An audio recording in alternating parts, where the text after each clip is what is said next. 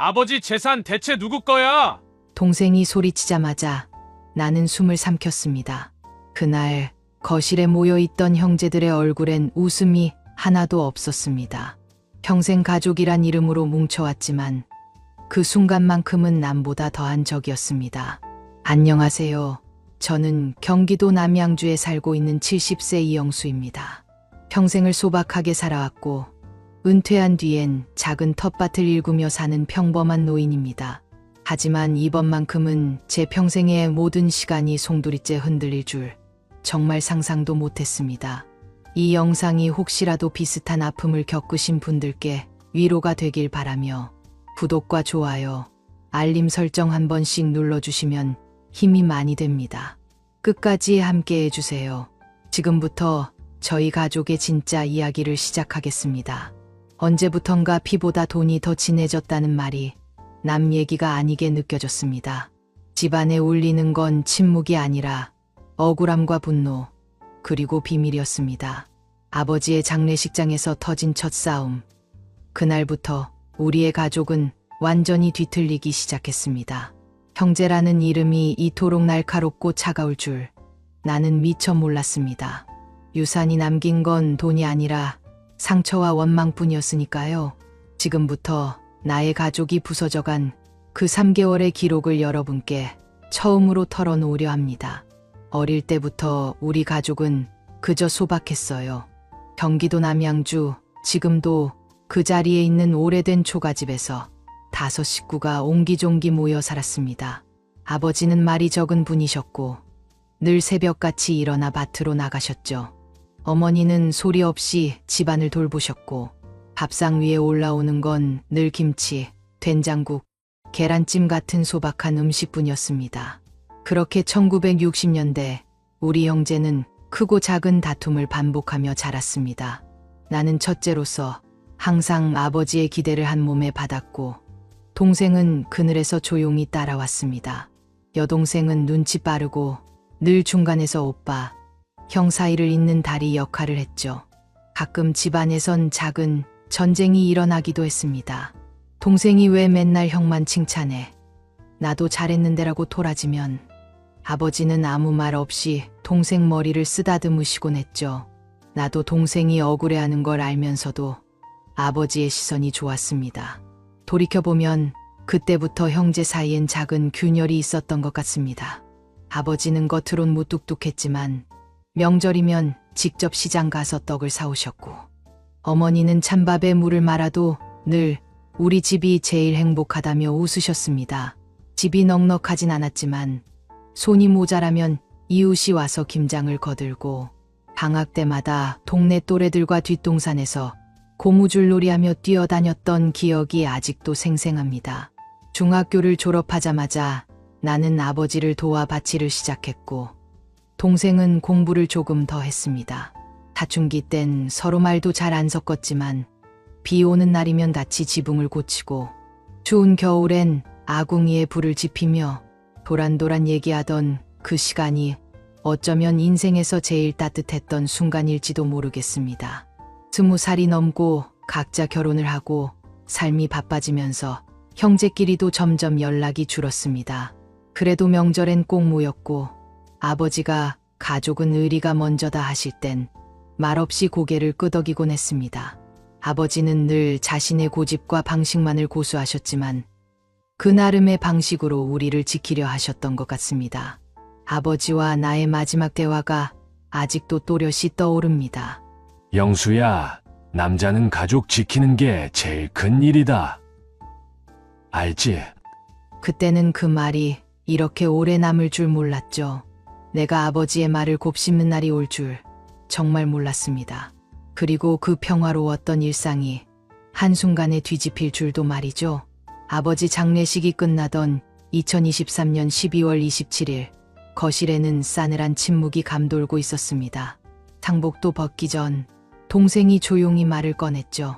형, 아버지 유산 어떻게 할 거야? 순간 공기가 무겁게 내려앉았습니다. 여동생은 손끝만 만지작거리며 말 한마디 못했고 나 역시 숨이 턱 막혀 아무 대답도 못했습니다. 사실 아버지가 돌아가시기 전부터 동생과 나는 몇 번 재산 얘기를 한 적이 있었습니다. 아버지는 명확한 말을 남기지 않고 가셨고 집과 땅 그리고 통장에 대한 문서만 남았습니다. 동생이 다시 말을 이었습니다. 집이랑 땅 다 형 앞으로 돼 있던데 그럼 내 몫은 없는 거야? 나는 당황했지만 억울함도 밀려왔습니다. 내가 아버지 옆에서 모신 시간 생각 안 해? 너도 알고 있잖아. 아버지가 나한테 맡긴 거. 동생이 가시 돋친 말투로 쏘아붙입니다. 형만 아버지 아들이야? 나도 자식인데 왜 항상 형만 믿고 챙겨? 그때 여동생이 조용히 말합니다. 오빠들 이럴 때 서로 싸우지 말자. 아버지가 보면 얼마나 속상하시겠어. 하지만 이미 감정은 터져버렸고 나는 속으로 수없이 생각했습니다. 아버지가 조금만 더 분명하게 정해놨으면 이렇게 서로 원망하는 일 없었을 텐데. 동생은 억울함에 치를 떨고 나는 답답함에 한숨만 내쉬고 여동생은 양쪽 사이에서 울먹입니다. 집안에 쌓인 긴장감은 말로 다 표현할 수 없을 정도였습니다. 사실 나는 아버지가 왜 모든 서류를 내 이름으로 해뒀는지 그 이유조차 제대로 듣지 못했습니다. 동생의 원망과 오해가 날카롭게 내 가슴을 파고들었습니다. 동생이 문득 소리를 낮추며 말했습니다. 형, 나 솔직히 말할게. 아버지가 돌아가시기 전에 나한테도 뭐 좀 맡긴 거 있는 거 알아? 그 얘기 지금 다 하자고. 그 순간 나는 머릿속이 하얘졌습니다. 설마 아버지가 동생한테도 따로 뭔가를 남긴 걸까? 분위기는 점점 이상해졌고 그날 밤 우리 집은 한겨울보다 더 차가웠습니다. 아버지의 빈자리가 남긴 건 사랑이 아니라 오해와 불신 그리고 복잡한 감정뿐이었습니다.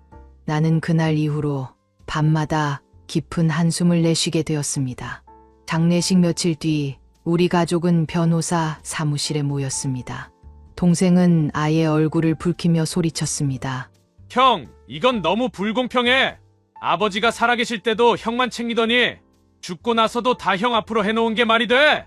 나는 꾹 참고 있다가 한마디 했습니다. 내가 평생 집 지키고 아버지 옆에 있었던 건 생각 안 해?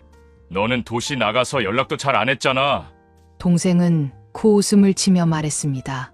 형이 아버지랑 산 게 내 탓이야? 나는 나름대로 바쁘게 살았고 아버지도 이해하신 거잖아. 근데 왜 유산은 다 형 거냐고. 여동생은 겁에 질린 얼굴로 조심스럽게 끼어들었습니다. 우리 아버지 이름으로 된 비밀 통장 얘기 들은 적 있어? 누가 그거 아는 사람 있어? 그 말에 잠시 조용해졌지만 곧바로 동생의 아내가 나섰습니다. 형님, 남편도 자식이에요. 집이랑 땅, 통장까지 전부 형님 찾으면 너무하잖아요. 우리 애들도 있는데. 그 말에 내 아내도 참다 못해 말을 던졌습니다. 아니, 우리가 여기까지 집 지키느라 고생한 건 누가 알아줘요? 힘든 건 우리 몫이었으면서 이젠 나눠주라는 게 말이 됩니까? 서로의 배우자까지 말싸움에 끼어들자 분위기는 걷잡을 수 없을 정도로 험악해졌습니다. 그날 이후 가족 단톡방에는 변호사 불러서 확실히 하자, 유언장 내용 공개해라 같은 메시지가 쏟아졌습니다. 나는 밤마다 서류를 들여다보며 머리가 아팠고 동생은 집에 찾아와 대놓고 소리치기까지 했습니다. 아버지가 형만 믿었던 거 솔직히 나도 인정해. 근데 이제는 다 형 마음대로 할 거야? 우리 뭐 끝까지 안 줄 거지? 나는 힘없이 대답했습니다. 원하면 변호사 시켜. 나도 더 이상은 못 참겠다. 여동생은 매일 울먹이며 전화를 걸어와 우리 가족이잖아, 이렇게까지 해야 돼? 라고 물었지만 나는 이제 누굴 위로할 힘도 없었습니다. 갈등은 여기서 멈추지 않았습니다. 조카들까지 각자 부모 편을 들며 싸움에 가세했고 친척들까지 소문을 듣고 어떻게 형제가 저렇게까지 싸우냐며 한마디씩 거들었습니다. 나는 점점 피가 말랐고 하루하루 집안에 냉기가 돌았습니다. 아버지가 남긴 건 사랑이 아니라 서로를 향한 증오와 오해, 그리고 끝없는 불신뿐이었습니다. 가족이란 말이 이렇게 무겁고 고통스러운 줄 내 인생에서 처음 느꼈습니다. 그리고 그 와중에 동생이 갑자기 내게 비밀 통장에 대해 따지기 시작했습니다. 형, 솔직히 말해. 아버지 돌아가시기 전에 형이 통장 어디다 숨겼지? 왜 서류엔 아무 내용도 없어? 혹시 형이 혼자 챙긴 거 아니야? 그 말에 나는 순간 가슴이 철렁 내려앉았습니다. 내가 그런 짓을 왜 해? 너야말로 아버지랑 마지막에 뭐 얘기했는지 솔직히 말해. 서로 소리치다 결국 동생은 이러면 소송 간다고 선언했습니다. 그날 우리 가족은 더 이상 가족이 아니었습니다. 서로를 원망하고 믿지 못하고 오로지 돈만 바라보는 남남이 되어버렸습니다. 이 모든 게 아버지가 남긴 유산 때문이라는 생각에 한동안 밥조차 넘어가지 않았습니다. 결국 동생은 진짜로 변호사 사무실에 서류를 제출했고 나는 경찰서까지 가서 진술을 하게 됐습니다. 누가 유산을 빼돌렸느니 누가 거짓말을 했느니 진흙탕 싸움은 끝이 없어 보였습니다. 그때 여동생이 집안 서랍을 뒤지다가 한 장의 편지를 발견했습니다. 아버지의 필체로 내 자식들에게라고 적혀 있었습니다. 모두가 숨을 죽인 채 여동생이 편지를 읽기 시작했습니다. 내가 남긴 집과 땅, 돈 그거 다 니들 사이 좋으라고 준 거다. 형제가 서로 못 믿고 싸울 바엔 차라리 그 돈 다 버려라. 가족이란 건 결국 마음뿐이다. 짧은 편지였지만 그 순간 방 안 공기가 무너져 내리는 것 같았습니다.